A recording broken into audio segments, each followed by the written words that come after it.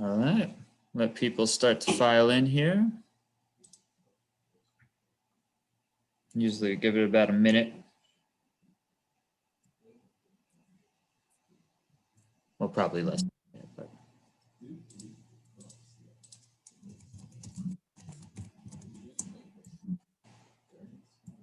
Okay, it looks like we've got decent critical mass, and I'll make sure that I type this all out for everybody as you still get settled in, but welcome to today's webinar.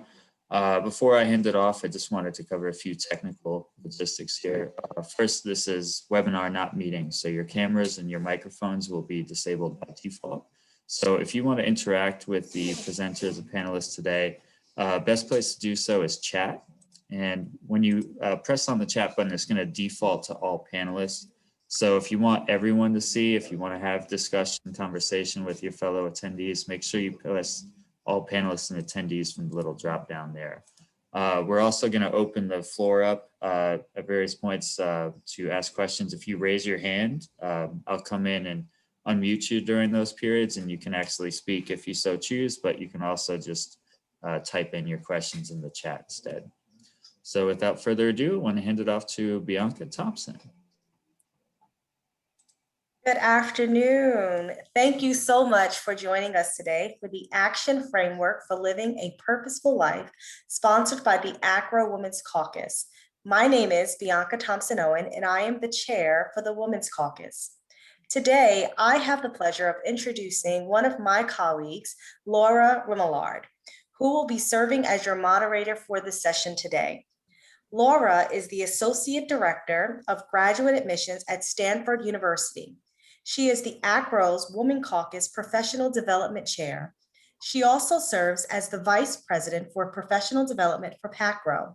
She has written and presented on several topics related to women's issues, such as bias, women inequity during the pandemic, and leadership. She has worked in higher education for 11 years, and before that, she worked in publishing and as an acquisition editor, specializing in rights and permissions. Please join me in welcoming Laura. Thank you, Bianca. Hello, everyone. So it is my pleasure to introduce Patty de Vries, and I'm going to tell you a little bit about Patty. She is the Director of Strategy, Outreach, and Innovation for Stanford's BeWell program and is an ambassador for Stanford's Well MD Center. Patty graduated from Stanford University in 1989 after receiving a full athletic scholarship. She was a 9-time NCAA All-American in the shot put and discus and competed at the 1988 Olympic trials. In 1995, she founded Time Out Services, which by 2008 earned $5 million in yearly revenue and employed over 100 team members. Her team was instrumental in designing the original wellness programs for tech companies such as Google, Cisco, and Yahoo.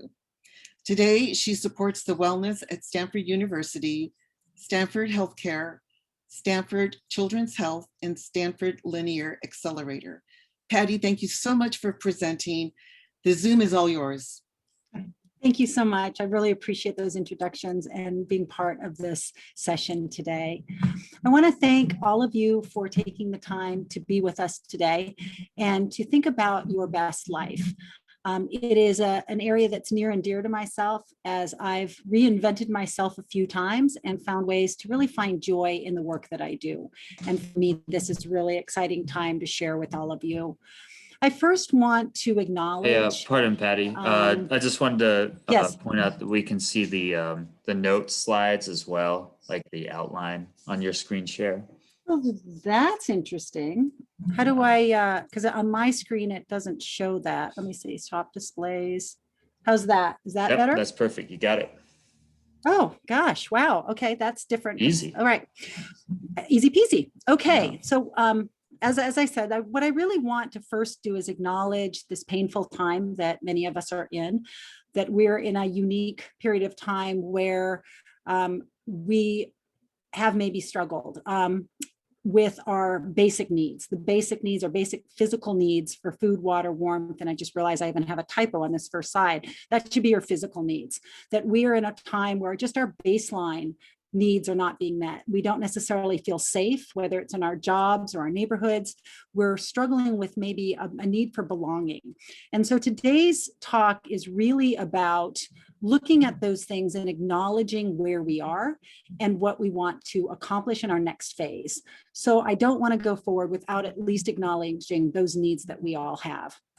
As we do that and we move forward into what we want to do next, we want to look at our lives in a way that is big, that is opportunistic, in a way that we can look at things in a different way.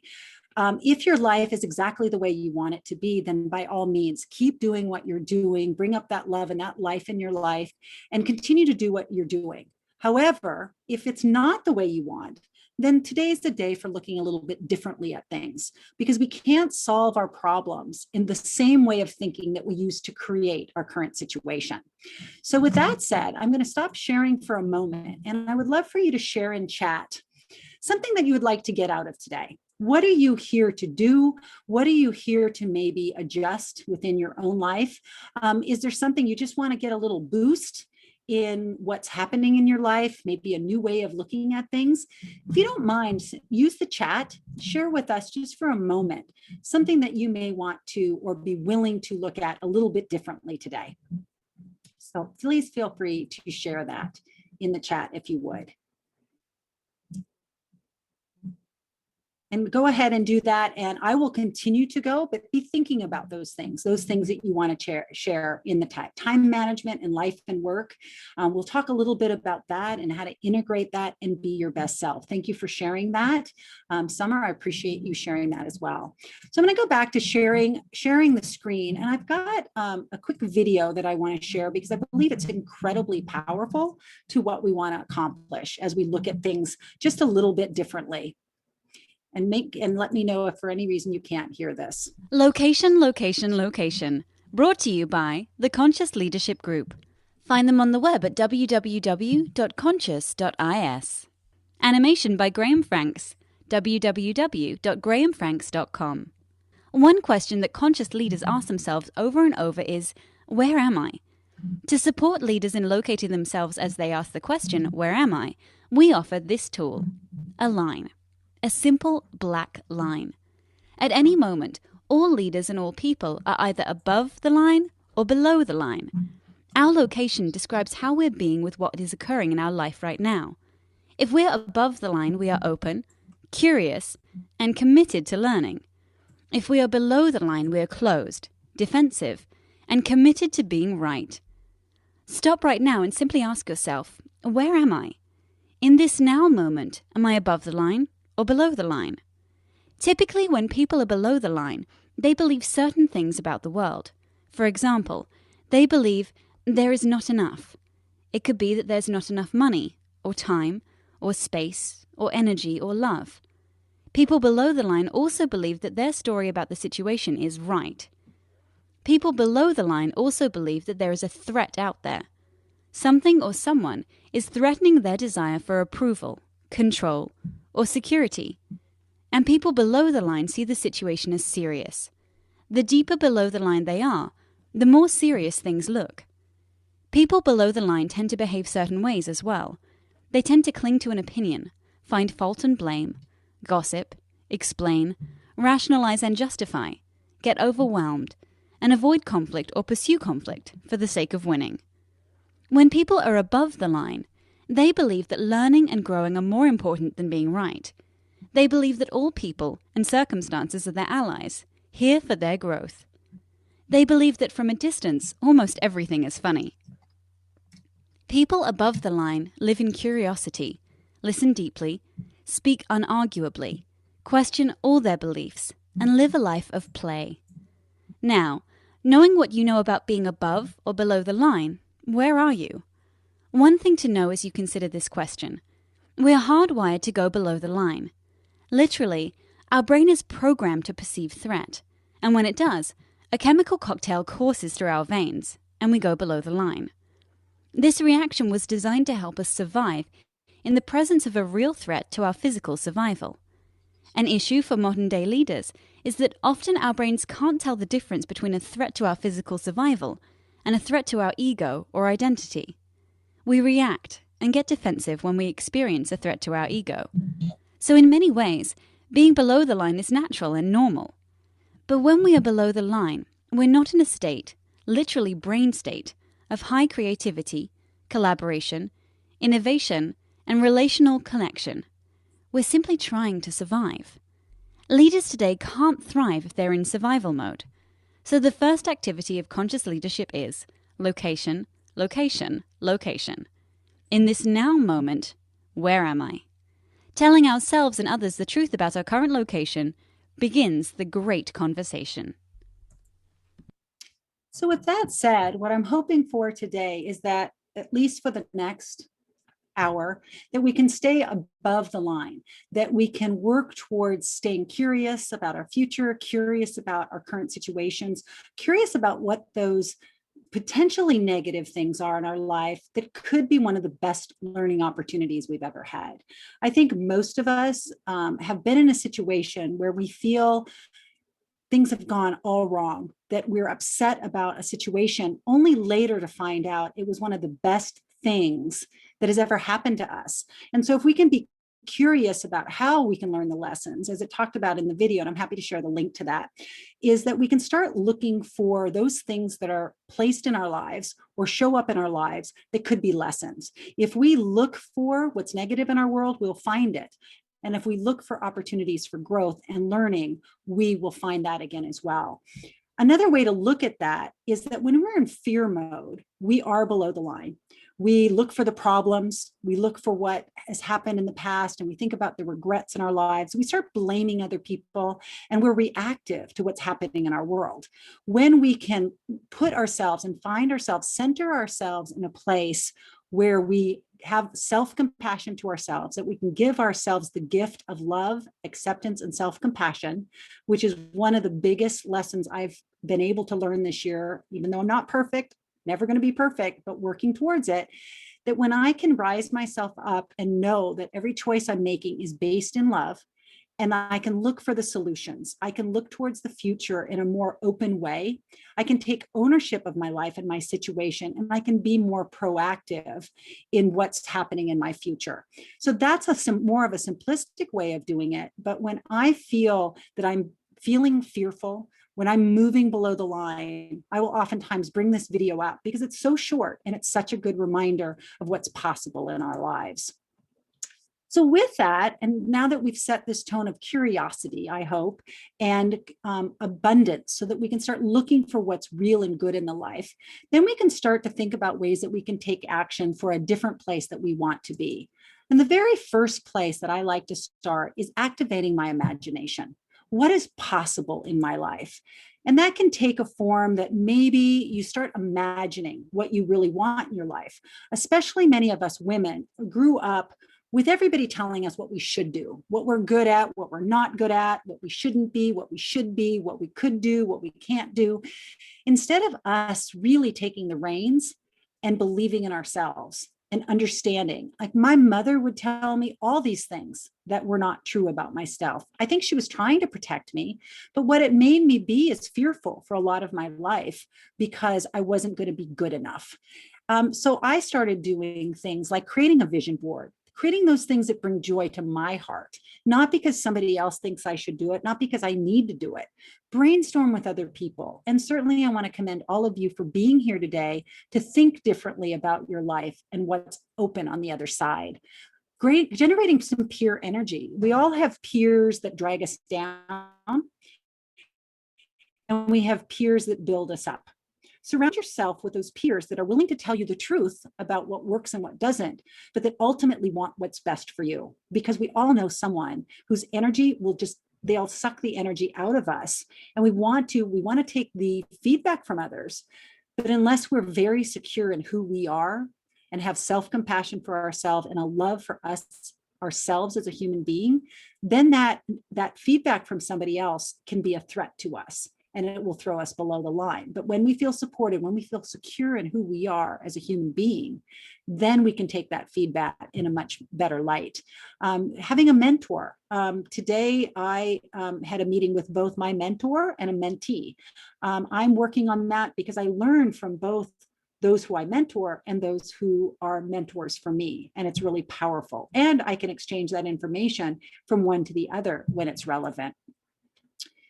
What I'd like you to do with me right now is to do this exercise. It's called 4-7-8 breathing. And what I used to do is when I led a 4-7-8 breathing is to ask people to think about what they want to be. And I've shifted gears because especially during these times, I want you to imagine how you want to feel. And I want you to get in touch with that safe place where you can soothe yourself, take care of yourself, and be your own best friend. And when you do that, then you're more easily able to imagine that life where you take care of yourself, you nurture yourself in the process. So the exercise is simply this. It's called 4-7-8 breathing. And if all of you would join me, if for any reason you're driving or out someplace, certainly you don't want to close your eyes. But if you're sitting comfortably in your chair in a safe place or even standing at your desk, what I'd like you to do is just simply close your eyes. And you're going to breathe in through your nose through a count of 4. Hold that breath deep down into your belly and your chest for a count of 7. And then exhale very slowly through your mouth for a count of 8. And again, 4, breathe in. 7, hold it. And then exhale very slowly through your mouth through that count of 8. And as you do that, I want you to just relax your shoulders. Maybe hold your hand. Maybe just sit, knowing that you're safe. And I want you to imagine a time when you felt that the world was your oyster, that you were feeling successful, you were feeling at peace, you felt good in your skin, that you felt loved and cared for. And I want you to remember that feeling that all was right in the world, that you're safe, that you're cared for, that you honor that light that is within you, that you know the person that you are below that fear that's at the surface. Just take a nice deep breath and bring yourself to that safe space of love and acceptance.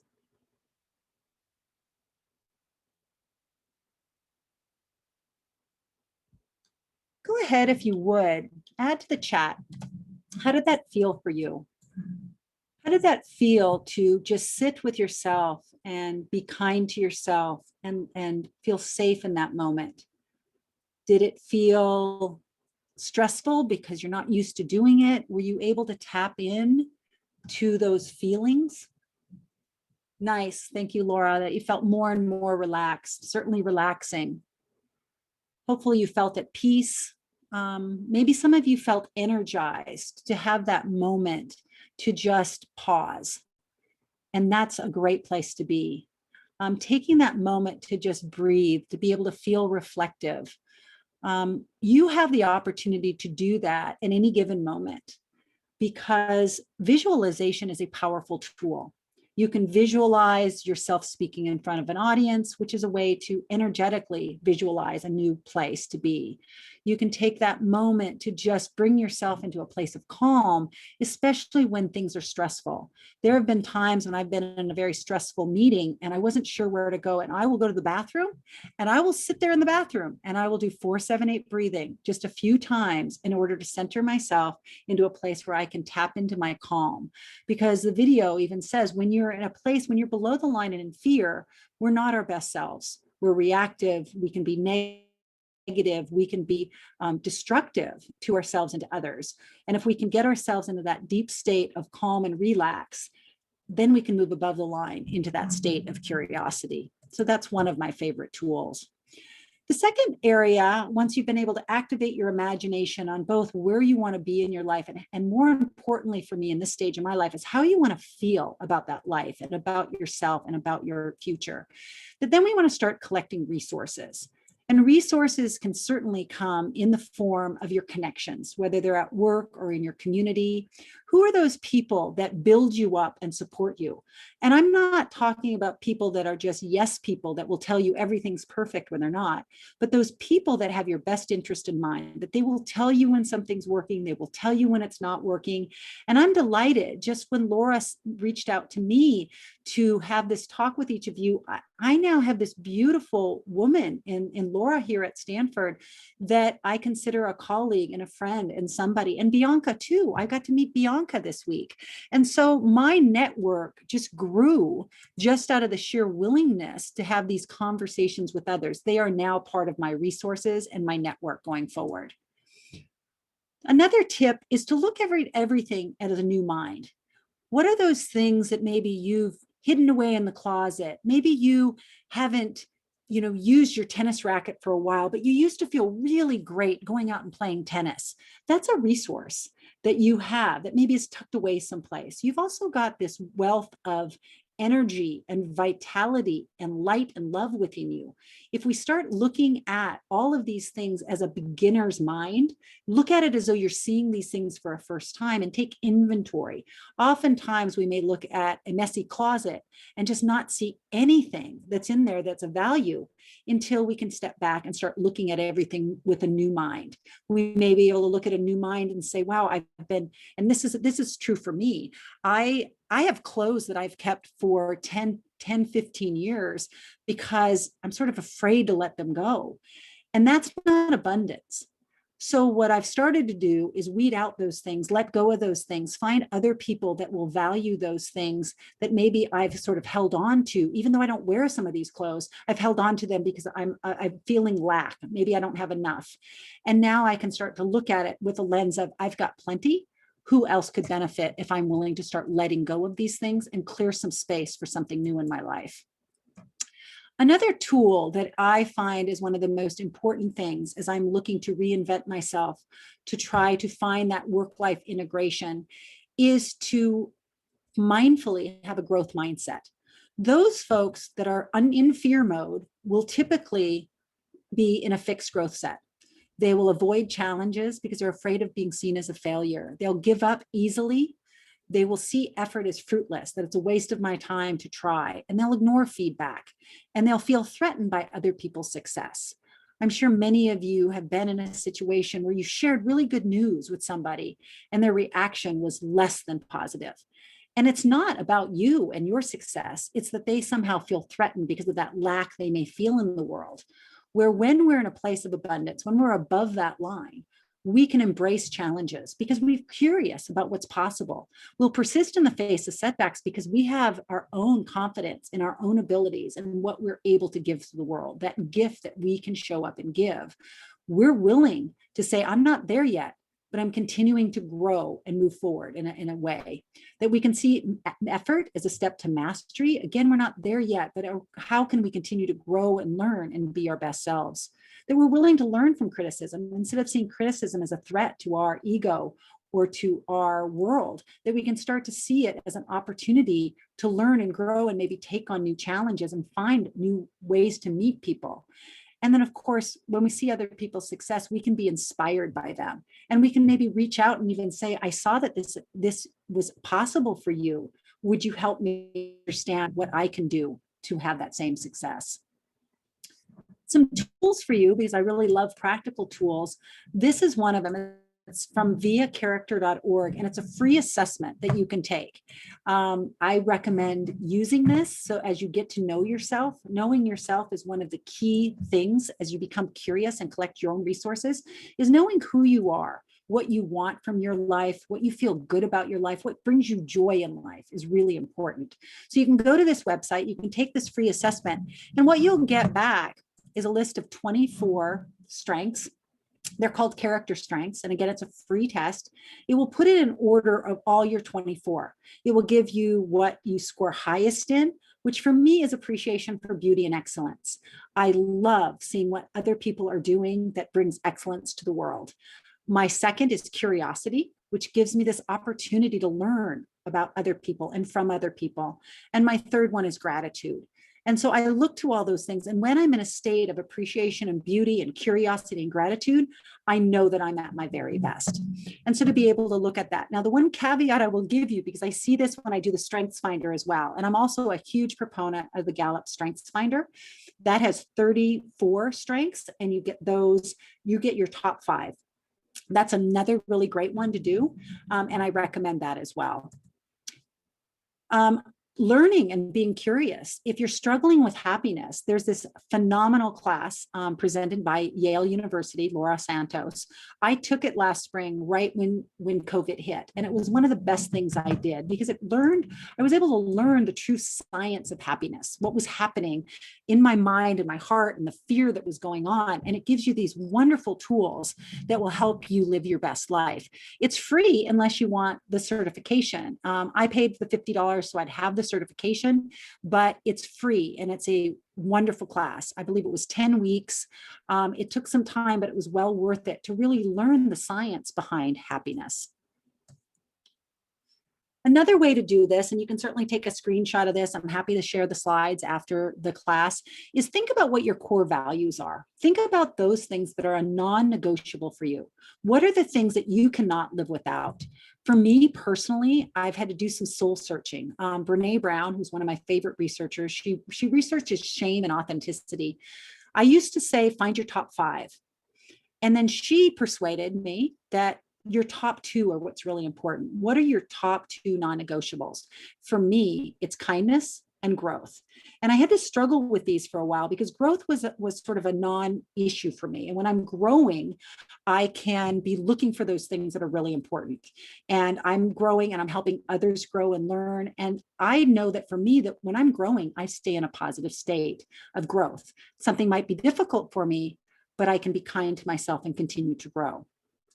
Kindness was also a hard one for me. I knew I wanted to be in an environment at all times for kindness, but I didn't know how that then would work for me as a manager. How can I be a manager and a leader if all I'm doing is being kind? How do I have these difficult conversations? And it is important to realize that being kind means telling the truth. It doesn't mean when somebody's messing up that you say, oh, no, you're wonderful. It's perfect the way you are. Being kind is giving that person the opportunity to learn and grow alongside you and telling them the truth of what it is in the kindest way possible. Now, of course, somebody has to be open to that. So you have to have a give and a take, and there is a dance around that. The third area is to tackle your fears. And oftentimes that comes because, again, when we go below the line, it feels very natural because we are hardwired to look for the negative things in our lives. And so what we want to do is start tackling our fears in the best way possible. When we're alive and thriving, and this is a succulent from my yard, when we're alive and thriving, we're expansive, we've got our heart open, our mind open, we're ready to learn and grow. The problem is when we hit a roadblock, and this is the same plant, when we hit a roadblock and we don't have the resources we need or the nutrients we need, we tend to shut down. We tend to close ourselves off. We tend to go into this place of hiding because we don't want to be seen, because we're in this place of lack or falling below the line, and we're in this self-protective space.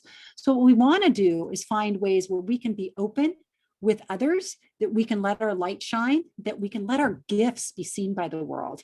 And when we're out of fear mode and we rise above the line and feel comfortable in our own skin and who we are, then we can start to thrive.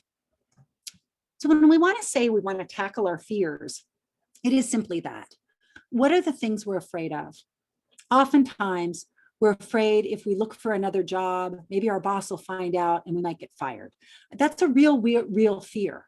We may fear that if we start changing our habits and instead of gossiping with our coworkers, we find a new group where we can talk about opportunities instead of gossiping or talking negatively about others, we might lose those friends because there are a certain amount of friends that don't want you to stop eating with them to comfort. They don't want you to stop gossiping because that meets a need in them somehow. Or maybe they just don't want you to find a new job because you're so good at doing their work that if you leave, what are they going to do? So there's all kinds of fears that come with us changing. And those people that are in your life that want to see you at your best are going to support those changes. But those bosses who need you to do work and don't promote you because they want to keep you where you are, they're afraid of you, of you really being successful. They're afraid of you leaving. And we can tackle those fears, start naming what those fears are, that fear of change, that fear of uncertainty. Again, get centered in who you are and who you want to be in your world, and then you can start moving forward. So instead of having that fear of the unknown, again, move into curiosity. Move into the curiosity of what opportunities might exist in your future, and start asking those questions. If you're feeling anxious and you're not seeing that is happening, that you're still fearful, we believe that, and the science will show it, that you can interrupt anxiety with gratitude. When you're fearful, when you're struggling, that gratitude is a vaccine, an antitoxin, and an antiseptic. It will help you move past the fear by acknowledging what is going well in your world and then trying to build on that as well. The research on gratitude is powerful. And again, if you learn nothing else from today except to get in touch with what's going well in your world, starting to identify those things that are lovely in your world and that you want to keep in your world and that you're thankful for, having a grateful outlook, the research shown, increases our positive effect. It reduces negative effect of our personalities. It improves the amount and quality of our sleep. And the effects on that well-being are apparent to other people around you when you start to look at the things that are going well in your world. Gratitude, to say a little bit more, reduces perceived stress and depression. It lowers our levels of our stress hormones, which are called cortisol. It reduces feelings of hopelessness in 88% of suicidal patients just by tapping into gratitude and what we're thankful for in our world. 15 to 18% more efficient sleep, because if you can go to bed at night thinking about what's going well in your world, then you can wake up in the morning feeling rested. When we go to bed at night thinking about all that's wrong in our world, our subconscious weighs heavy on that, and it churns over that all night. And so being able to go to bed with a mindset of abundance and hope and gratitude really helps. And of course, it helps reduce the rate of smoking, because smoking oftentimes is an anxiety type of habit. Also reduce the depression, dietary fat intake reduces, because we're not looking for those comfort food. We're finding comfort in our own light and love instead of finding that comfort in something else outside of us. It reduces depression, accelerates the effect of verbal fluency, all of these things that, and again, I'll share these slides that you will have these things that are well documented. The fourth area is investing in tomorrow. And this is really the forward thinking piece of it. Self-care must happen first so that you have the energy to care for others, because we can't pour from an empty cup. And so as we look for investing in tomorrow, I hope that you'll think about the foods you put into your body, those healthful foods that are non-processed. And I will also share that when I gain weight, it's typically because I'm eating processed foods, sodas and cakes and cookies that are processed from the store. When I eat fresh fruits and vegetables, my weight is a non-issue for me. It's when I get, in those places where I want comfort food and I want those high calorie processed things that then I start putting on weight. So it's how we eat, it's how we move and loving our bodies. How do we love our bodies in a way that we want to get out and move and feel really good about the movement, keeping that flow going? I've recently embarked in just a beautiful relationship with something that's called Qigong, and you probably are familiar with Qigong. There's a lovely woman named Mimi, and if you just do a Google search, Mimi and Qigong, Qigong, she'll pop up. She's lovely. She will walk you through it. Even if you've never done it before, you can walk through it, and it just allows you to open up the circulation in your body so that you can keep that flow moving and your body can feel it at its best. And of course, sleep we've talked about. How do we go to bed at night? Give ourselves the time and the space to show love to our bodies, show love to our minds and our hearts, and get the sleep that we really truly need. So here's an activity that's one of my very favorites, and I call on this a lot. It's researched by Dr. Martin Seligman, who's sort of known as the father of positive psychology. And what he talks about is this activity, and I will share it with you. And I hope that you'll try it because it's very simple. It doesn't take a lot of time, but it's one of the most powerful tools I've ever found in the well-being community. What the research has found that if you do this activity called 3 Good Things, and you only need to do it, it takes less than 4 minutes a day. And if you do it for 1 week, so just 28 minutes for that first week, if it's less than 4 minutes a day, you will be happier in 6 months from now than if you were on a placebo or even on Prozac. So they've done some additional research. So I'd love to know how many of you are all willing to do this exercise, knowing that if you do it for 1 to 2 weeks, for less than 1 hour spread out over 2 weeks, that you will be happier in 6 months than if you were on Prozac. So we're going to dive in. Now I'm going to tell you, for anybody that might be a little bit squirmish around snakes, the next picture, you might want to squint your eyes a little bit. So this activity starts out with this, that we are hardwired to notice the negative things in our lives. We're hardwired to look for those things that are going to be a threat to our survival. We're hardwired to notice if one of our colleagues says something nasty to us, maybe not even on purpose, maybe they're in a fear mode and they say something, but we take that as though that's a snake ready to jump on us. So we go into this fight or flight thing way more often than we need to, because unless we're working in an emergency room or we're a first responder or we're working in a dangerous environment, we don't generally have to go into fight or flight mode. But we do. We oftentimes do. We get a negative look from somebody in the lane next to us or in the shopping center, especially now. We're wearing our masks all the time. It's hard to decipher if somebody's sad or angry or upset or they're a threat to our survival. So knowing this about ourselves, knowing that we are hardwired to go below the line, the activity is that we want to move towards finding and looking for the good things in our lives. This can be translated as gratitude and how we look at gratitude, or it can simply be what's something that's really good in my life right now.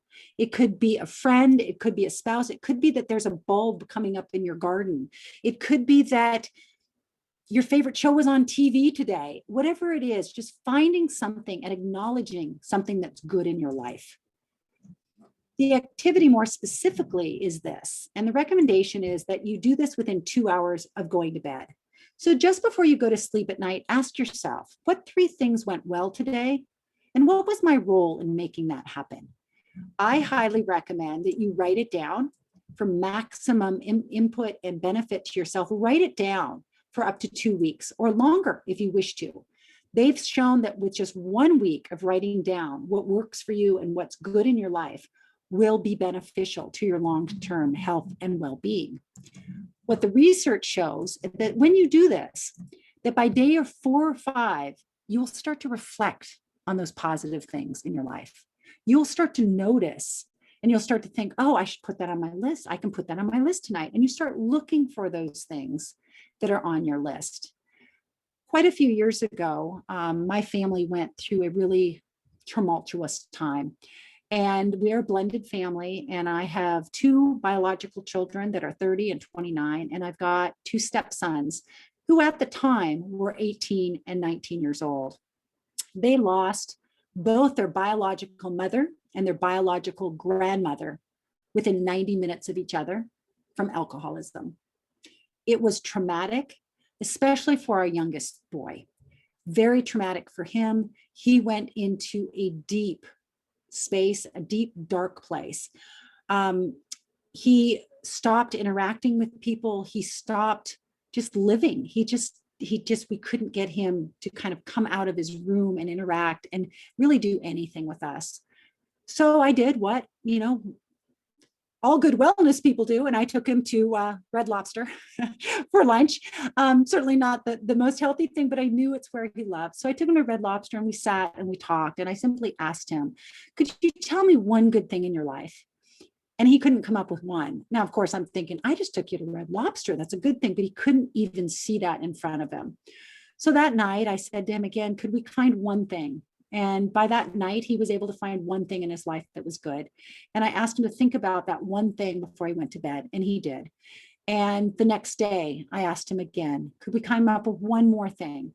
And literally by day 4 or 5, he was on a much better plane. He was in a place where he was starting to see the good things in his life. He was able to acknowledge that his life did have blessings in it, but it was a very difficult time. And this process worked beautifully for him with the kindness that he needed as well. What the clinical trials show is that when you do this and when you start looking for the good things in your life, it will reduce burnout and depression.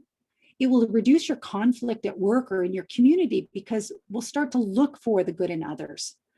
It will increase our work-life balance. It will increase our levels of happiness, and will also increase our sleep quality because we're going to go to bed thinking about what's possible, what's good, and what opportunities will present themselves in the future.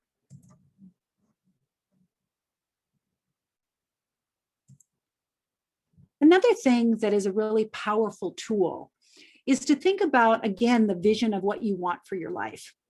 And this is an activity you can do with a friend. You can do it with a coworker. You could even do it with your whole team.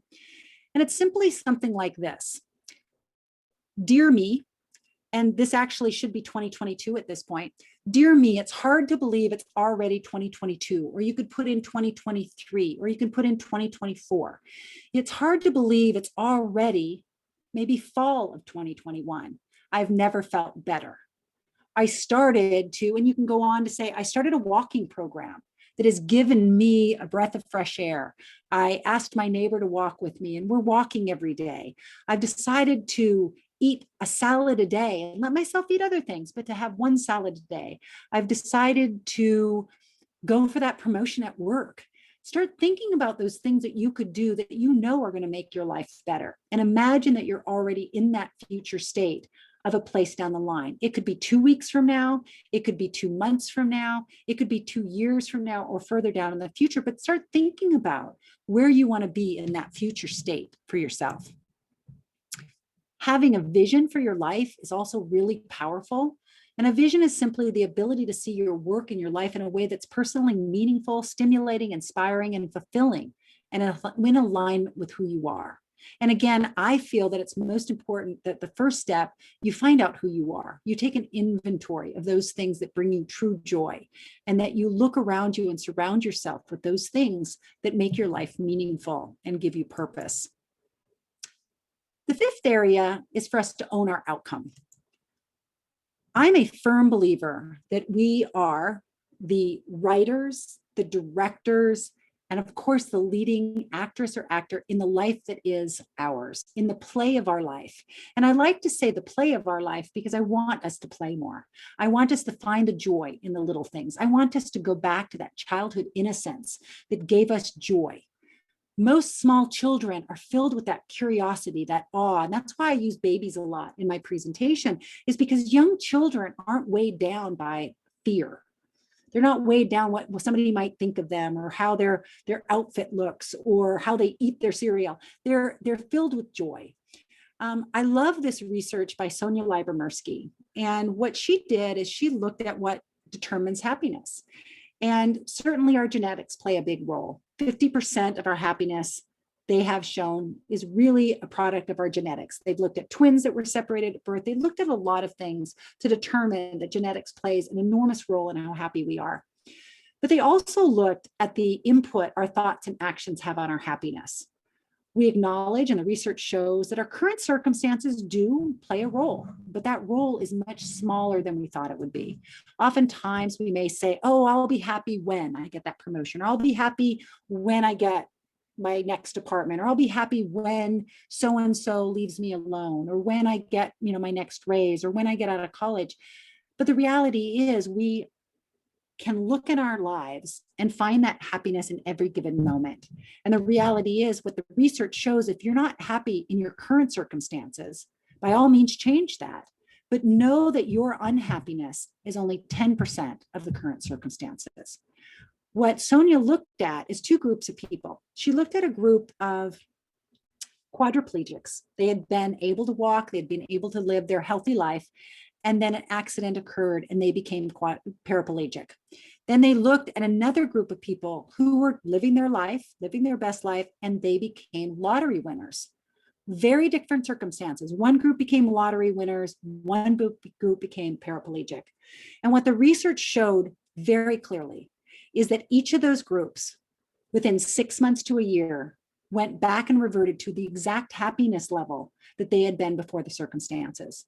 So if the lottery winner was a miserable person before they won the lottery, within 6 months to a year after that incident of winning the lottery, they're pretty much miserable right back again.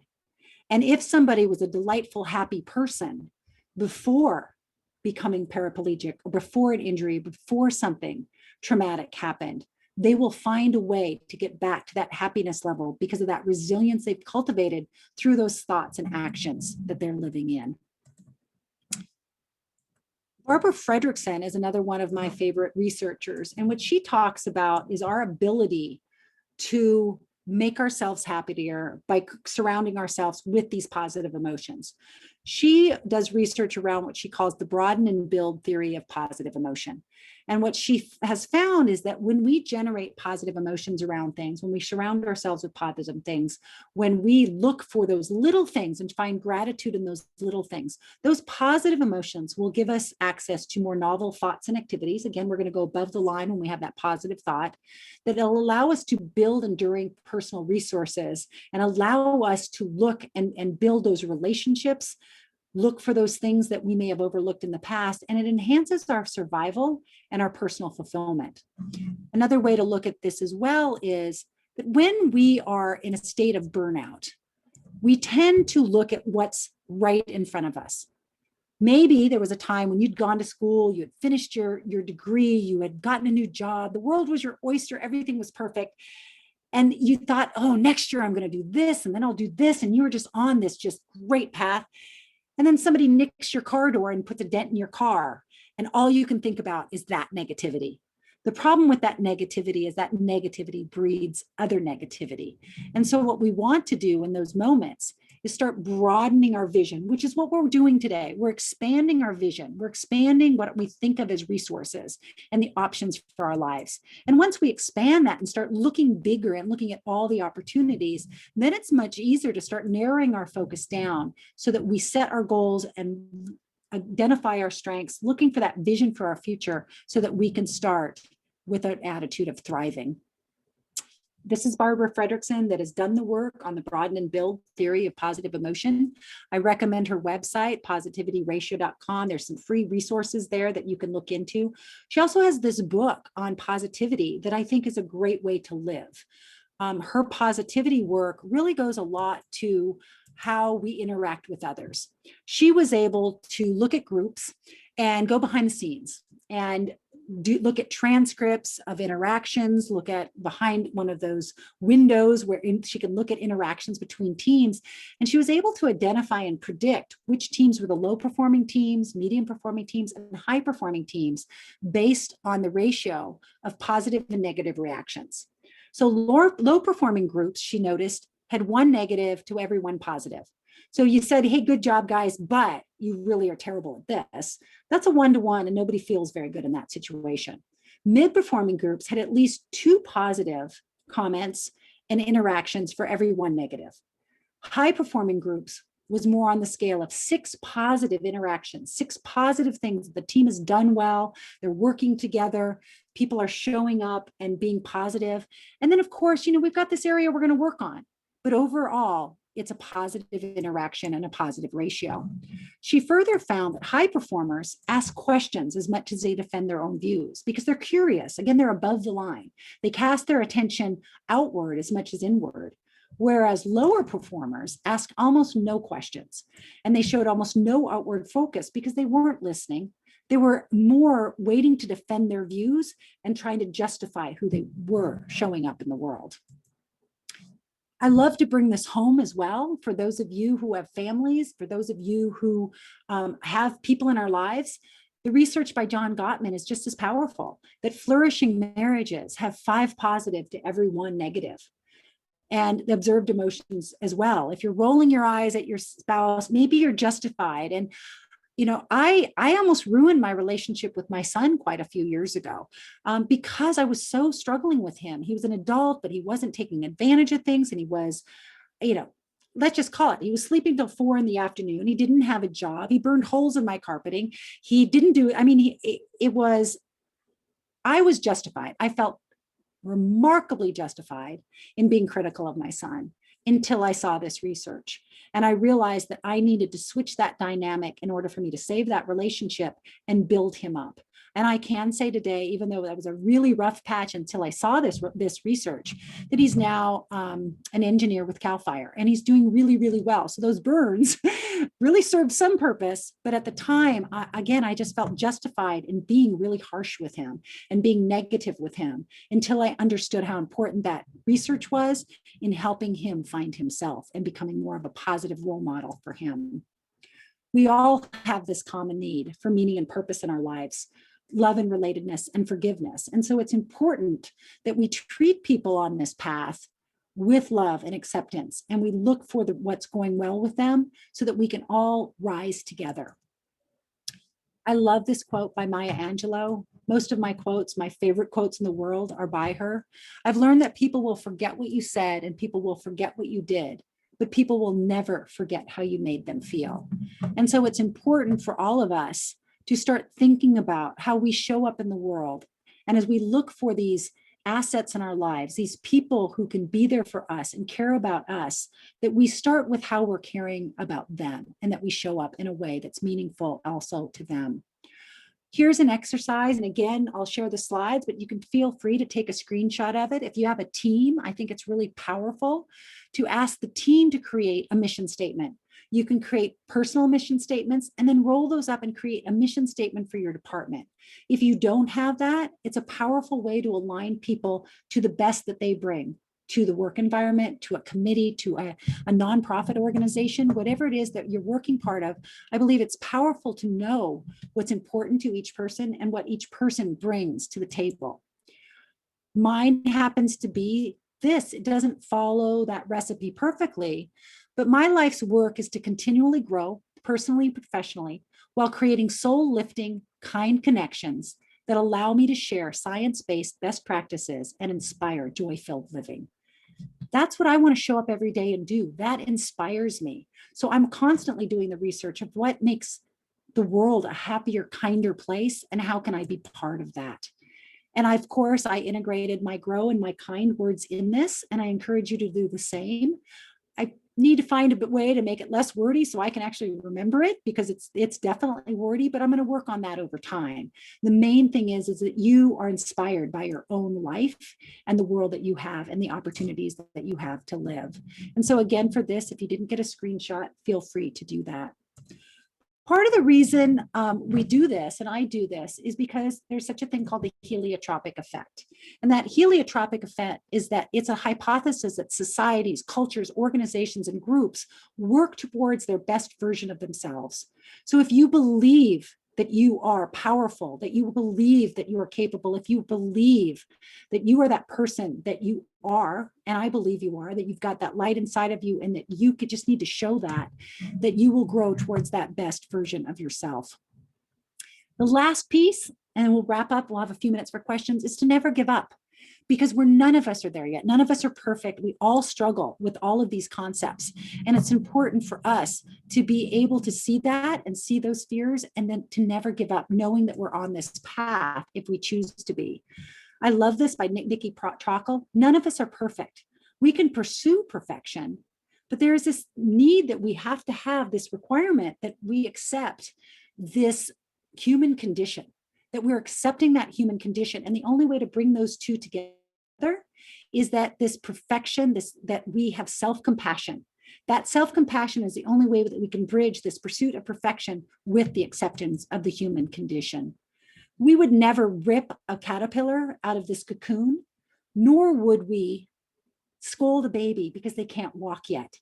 we are in a process. And my encouragement to you is just to know that if you are in a struggle, be kind to yourself at any moment of every day, that you are on this path, that you're willing to grow, you're willing to learn, that you can help lift others with you. Because as you lift up others, you will rise yourself to be above that line in being able to take this action. In a nutshell, the things that I feel most important are in our lives is to have an attitude of gratitude, to have a growth mentality, and to make these powerful connections that to help you rise above whatever is helping in this world. Because just as the ripples spread out when a single pebble is dropped into water, our actions can have far-reaching effects.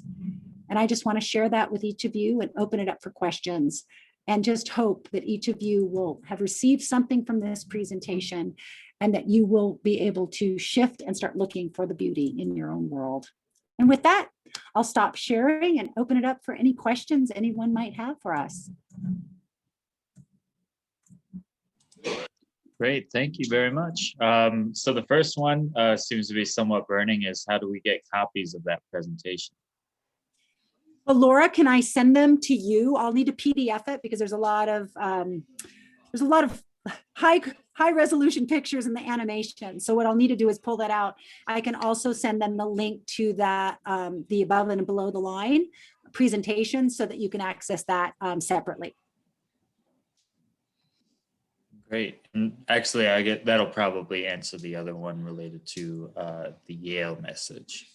Yep, I can send that as well. I'm assuming they're still doing it. Like I said, I took it last March, but I've heard still a lot of really good things around the program. I believe it's still happening.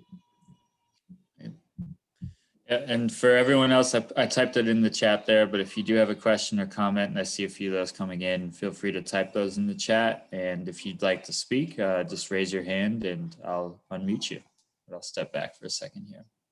And thank you for the really kind comments in the chat. I really appreciate it. And again, you know, these are all accessible to you as you, again, really just embrace yourself, embrace that spark that's in you. And another way to do that is think about the spark that you love in others.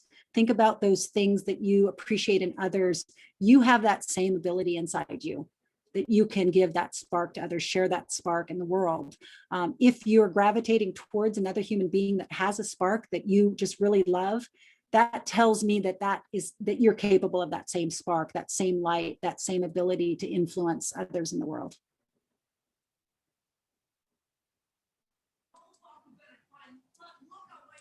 Okay. Well, I don't see any other questions, and we're about 3 minutes by my watch to the hour.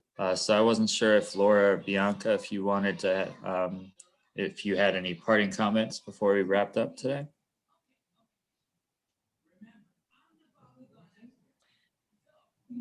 Well, I'll just say, again, Patty, thank you so much. And it's now more than ever, I think we really needed to hear this.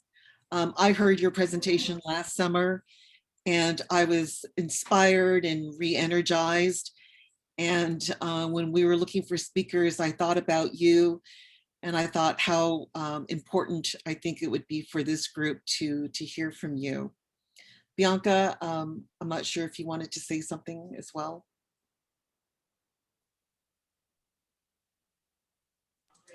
She may be disposed, I suppose. That's the nature of remote work. Exactly. I also want to draw everyone's attention to the Women's Caucus, AACRAO's Women's Caucus. AACRAO will have their annual conference later this month, and the Women's Caucus has a session.